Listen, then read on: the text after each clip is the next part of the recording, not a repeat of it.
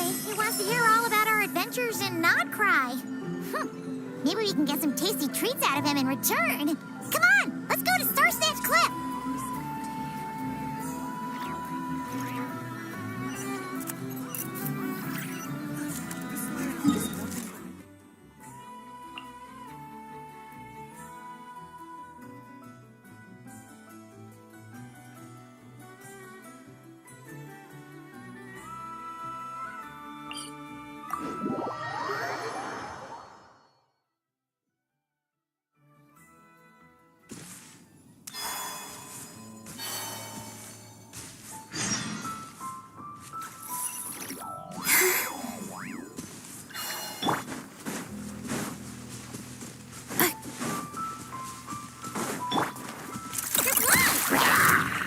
Cleanup sequence initiated.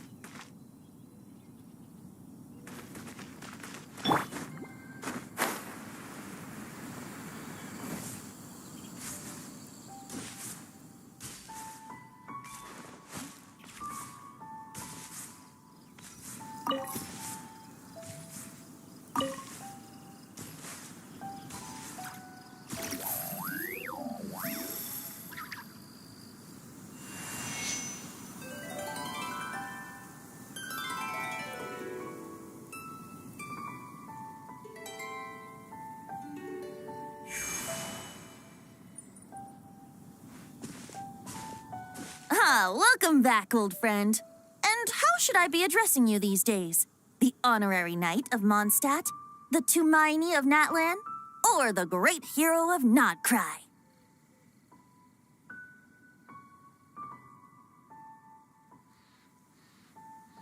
Well, you sure have your finger on the pulse. We've barely caught our breath since Not Cry, but it sounds like you've already heard about what went down.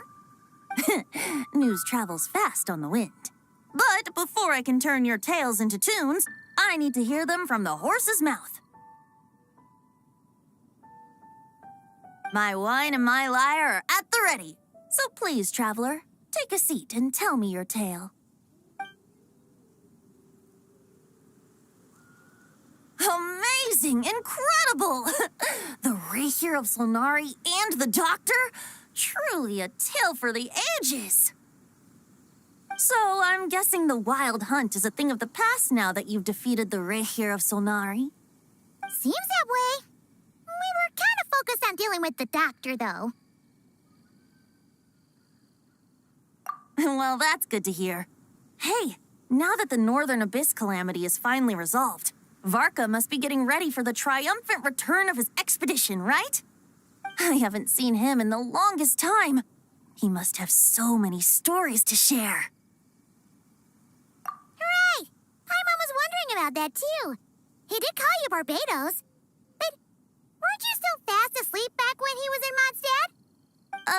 Mondstadt? Let's call it half asleep. I was resting my eyes in the Thousand Winds Temple one day when I heard a commotion outside. It was a young knight who had journeyed there in search of trials and oracles after hearing some tall tales at the local tavern. In fact, all that awaited him were moss-covered walls and an angry ruin guard. But he seemed completely unfazed, laughing heartily as he sent the ruin guard's missiles flying off into the horizons. Huh! They must have been making quite a racket if it was enough to wake up the tone-deaf bard. Yeah, it sounded kinda like...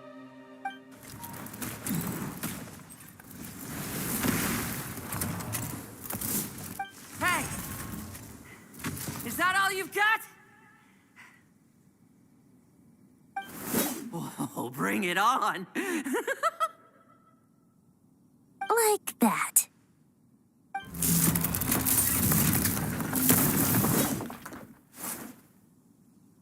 Giving up already? You're not half as tough as Varka said. A young knight of Favonius trekking out to the Thousand Winds Temple in search of adventure. Now there's a sight I haven't seen in a while.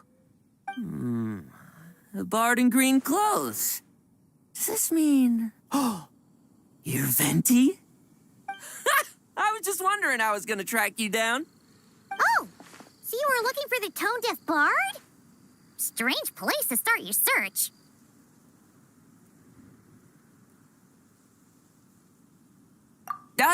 Hold on. Blonde hair, white hair. You must be the honorary knight. And Paimon! The Grand Master talks about you all the time. Allow me to introduce myself. I'm Lowen, Vice Captain of the 5th Company of the Knights of Favonius and a member of the Expeditionary Force. Pleased to make your acquaintance. Oh, so you're part of the expedition, huh? Right. So that's why Paimon's never seen you around in Mondstadt. Hey, wait a second. We never saw you in Notcry either. That's probably because when the Wild Hunt was still running rampant, I spent most of my time out on my own, making mincemeat out of monsters. I barely went back to base at all. Then, once the Wild Hunt calmed down, I got sent back to Mondstadt. Mixed blessing, if you ask me. Sounds like I missed out on some serious action. No wonder we never saw you while we were dealing with the doctor. So, why did Varka send you back? Deliver some letters. There's one for the Knights of Favonius, one for the church, another for the Dawn Winery, at least 10 of them in total. Jeez, how many people has he sent to deliver his mail now? Mika, Inefa, Lowen. He should just hire a full-time mailman already. In fact, he's earned himself a new nickname. Let's go with... Sir Writes-A-Lot. I'll have you know that poetry and letters were humanity's earliest means of expressing their thoughts. So, tone deaf or not, I wear the title of Bard with pride. And I consider Sir Writes-A-Lot to be quite a compliment. Wait, really? Darn it! Maybe Paimon should come up with some harder-hitting nicknames for these two. Anyway, since this young man has come all the way to the Thousand Winds Temple looking for me, I assume he must have a letter for me too. Am I right? You sure are, to use the Grand Master's own words. This one is for the bard in green clothes. These days, I think he goes by Venti. Doesn't really have an address as such. You could start by asking around in Mondstadt, or maybe try your luck at the Thousand Winds Temple. I figured that since there was this punching bag here, Ruin Guard, I could get some practice in while I was at it. So, I came right here the second I got back to Mondstadt. That Varka is so slapdash sometimes. It's a good thing we happen to be nearby. Oh, he also said to remind you to write back.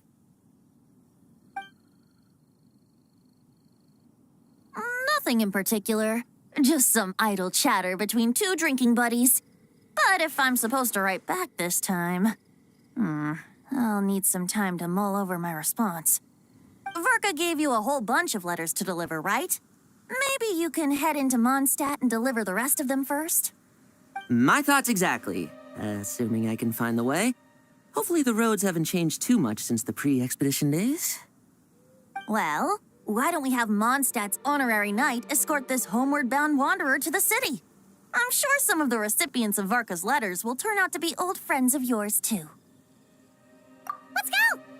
It's been a while since Paimon's done any guide work.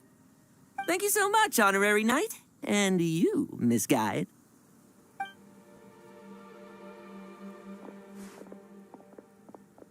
The Abyss. The Wild Hunt. Andreas. Get home safe, Varka.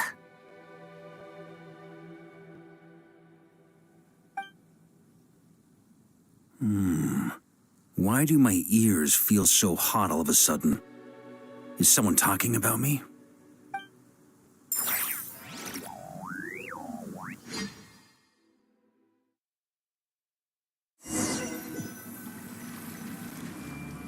Surely there's no way anyone found the secret stash of cash in my office. That would be terrible. Grandmaster, bad time to get distracted. Watch out! Enemies approaching! Huh? Oh, it's just a few stragglers. They're no real threat to us.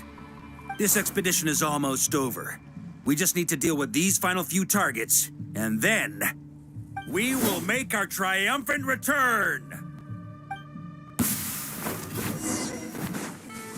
Stormwind!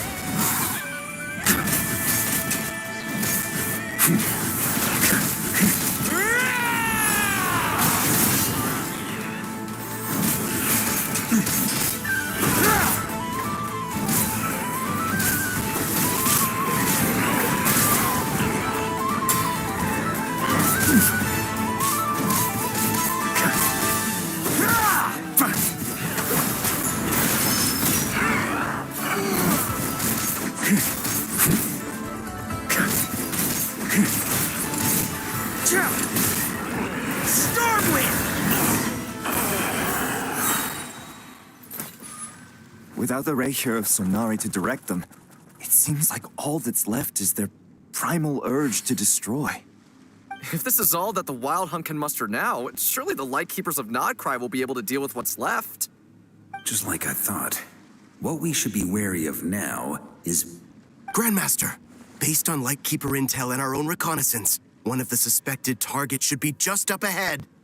Good. You know the drill. Stay here and stand guard. Leave the rest to me. Yes, Grandmaster!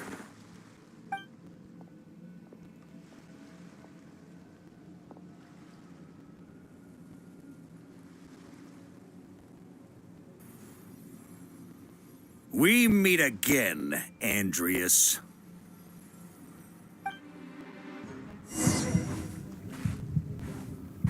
So, you've returned from Mondstadt. Don't you want to see what it looks like now? I was planning to take a look around there myself. Perhaps you could be my guide. What's this? An echo from 1,000 years ago?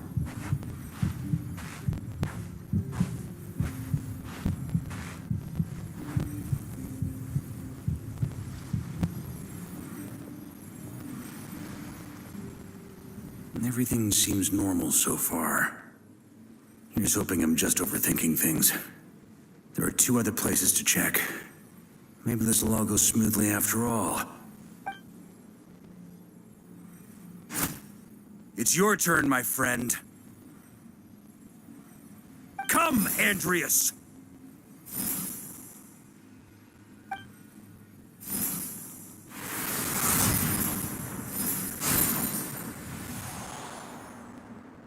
Although, for returning to your old home, perhaps Andreas is a little too ostentatious.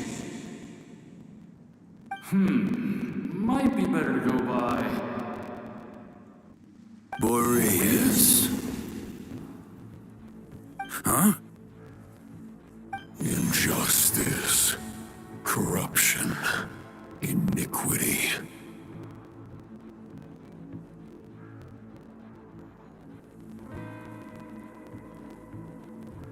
Is the surface world still as wretched and foul as ever?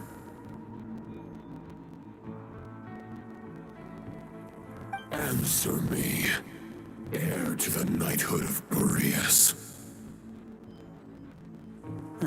Looks like I'm not getting out of this without a fight.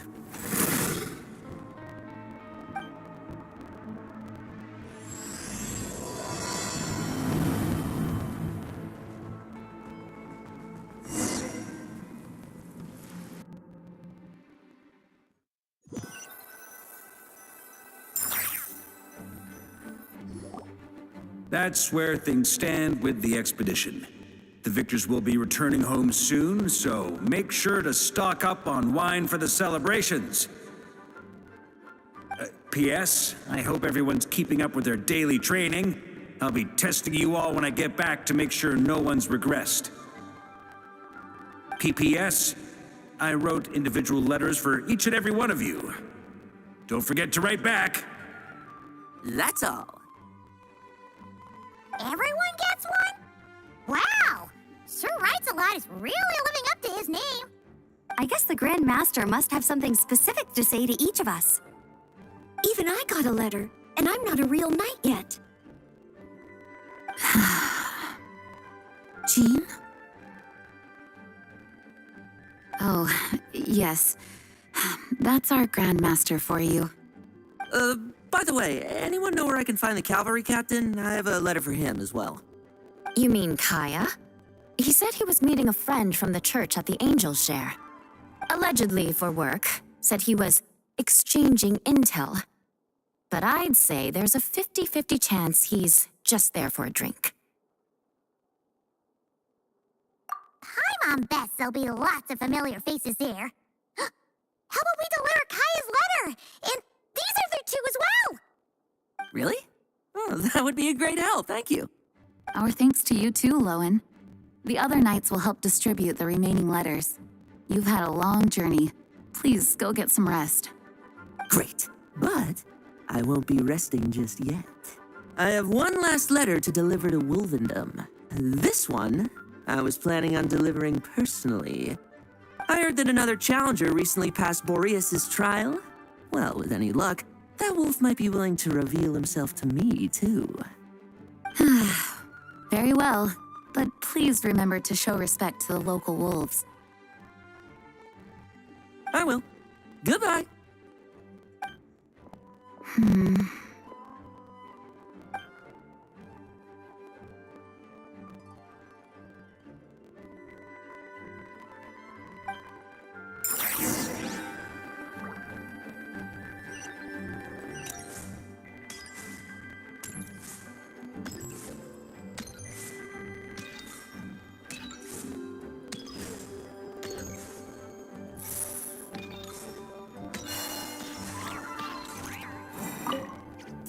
Ah, the Grand Master. On another note,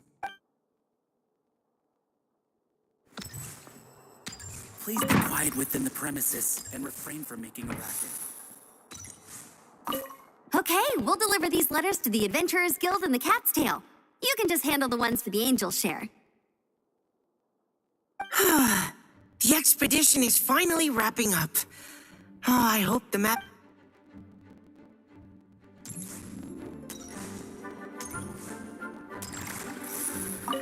The Grand Master wrote in his letter that the Boom Blossom bombs we sent worked really well. He wants to know if we've made any more.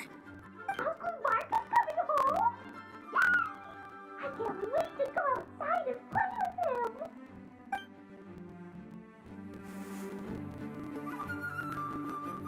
The Grand Master wrote in his letter that the Boom Blossom bombs we sent worked really well. Uncle Varka's coming home!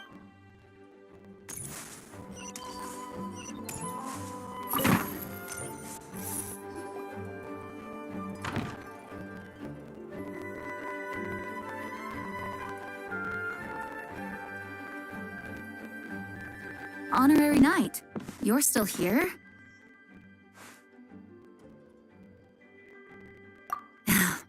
Is it that obvious? Huh? But Varka's coming back. The situation in Nakrai is stable. Surely things are looking up. True. From what you and Lowen have told me, the expedition has indeed accomplished its strategic objectives. It seems that Mondstadt no longer faces any threat from the perils of the North, be they the Wild Hunt or the Doctor. And yet, for some reason, I can't help but recall something the Grandmaster said to me before he left. If I don't make it back from this expedition, you'll have to assume the mantle of Grand Master of the Knights of Favonius. If it comes to that, remember to train the next Knight of Boreas in my stead. I've planted some promising seeds in Mondstadt, but they still need time to grow. Some have yet to master the art of social interaction. Some don't yet understand that they too need protecting. And some, well, some might not even want to be a knight yet. What's wrong? There's no need to frown. I'm going on an expedition, not marching to my death. This is all just a contingency plan in the event that I'm unable to return. Until I return, I leave them in your care. The lineage of the Knights of Boreas has nearly been extinguished twice in Mondstadt's history.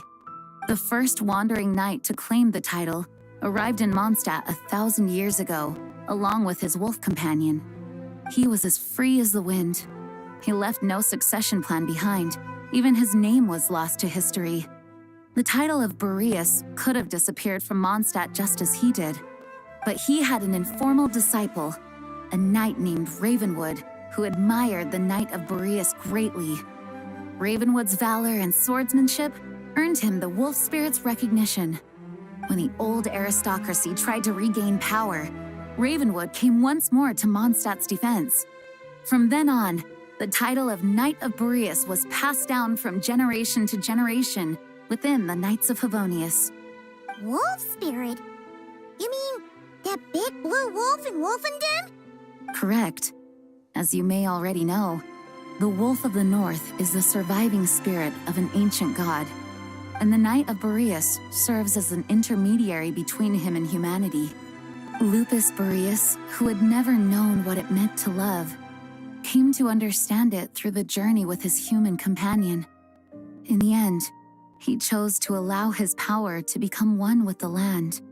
This was once a well-known tale in Mondstadt, but these days, few people are aware that the starting point of the Wolf King's journey was not Mondstadt, but Nodcry. Huh?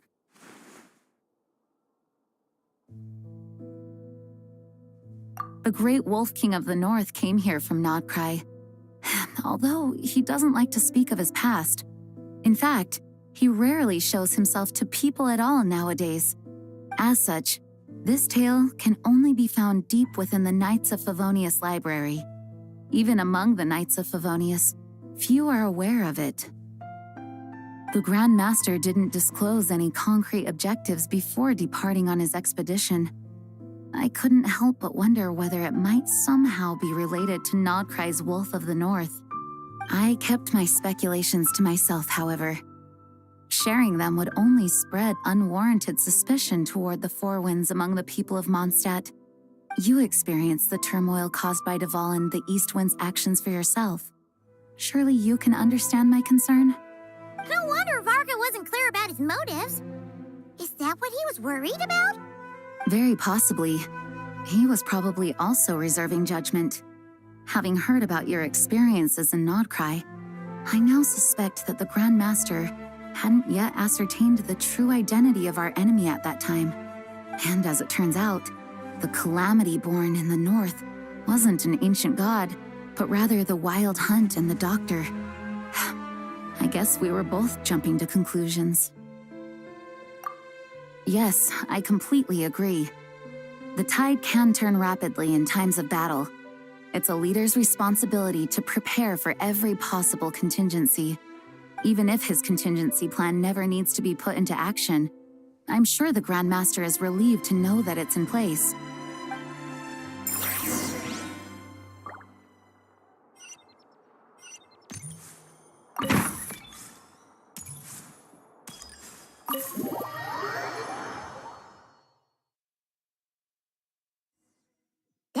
A pretty long conversation, huh? We should probably go deliver those letters to the Angels share now.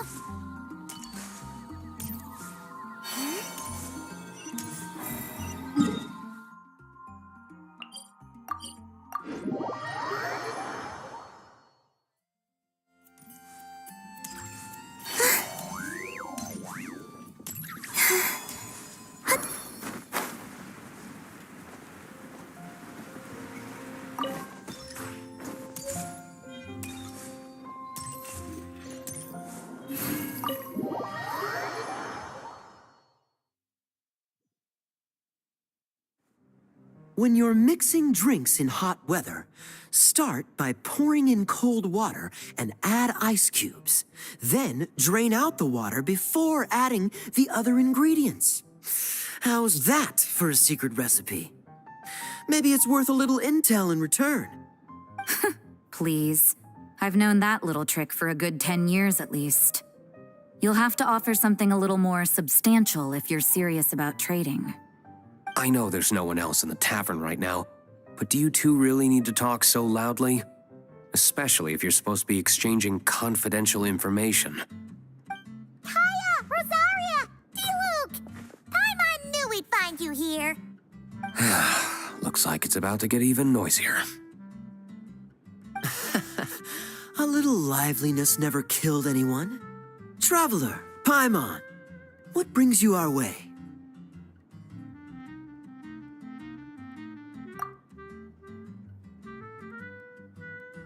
Please allow me to once again express my sincere condolences regarding your late father and the incident with Eric. We make absolutely no excuse for his crimes. I hope you will give some serious consideration to the question I asked you before I left, though I'm sure you're tired of hearing me ask by now. The Knights of Favonius will always welcome you. From the look on your face, I'm guessing the Grand Master is still refusing to drop it? He nags like an old man. It's hardly surprising. Huh? Drop what? What's this about? Nothing, really. Before leaving on the expedition, Varka came here to chat with me over a drink. I failed to avoid him. He, asked me if I'd consider rejoining the Knights of Favonius, and I declined. He expressed his regret about everything that happened and asked me to reconsider. That's all there is to it. Yeah, right. Sounds like you skipped a lot of details. There's clearly more to it. Whatever details I chose to omit are in the past. Dragging them back up now serves no purpose. You say that now, but back then, you couldn't let it go. You and the Knights of Favonius were constantly at odds. I wasn't seeing the full picture. I've had a lot of time to reflect since then, but my answer remains unchanged. I'm not rejoining the Knights of Favonius. Both the Grandmaster and the acting Grandmaster are too upright and honorable. They can't see the shadows that lurk beneath them due to the size of the organization they lead. They need someone on the outside to keep watch vigilantly. If I had a Mora for every time I've heard you repeat that argument. I actually don't disagree with the first part of what you said, but don't you think someone can keep tabs on things from the inside?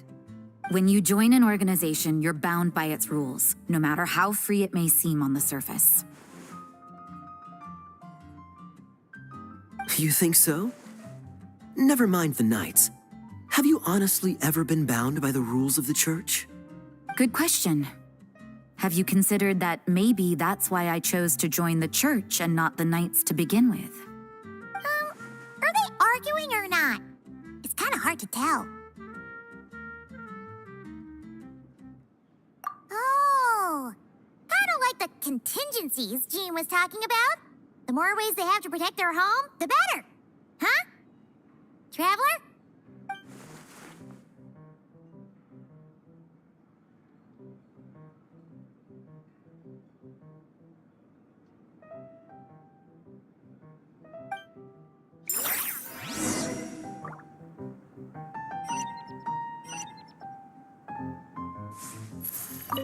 What should I report back to the Grand Master on? Let me think. Public order inside the city, monster activity in the wild. Oh, and a review of the latest vintages. I think I'll leave it at that. My reply won't be a long one, as usual. I'm sure Varka won't be surprised.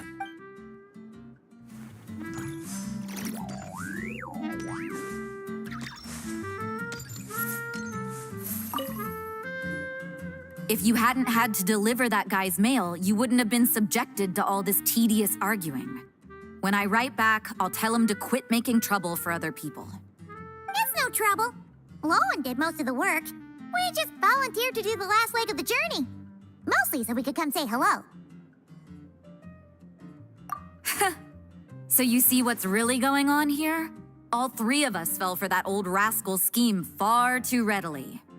Huh? Scheme? What do you mean? Was Varka lying in his letters then? No. While I'm sure Varka knows full well that Diluc would never agree to rejoin the Knights, I believe the sentiments he expressed were genuine, as was his offer to welcome Diluc back.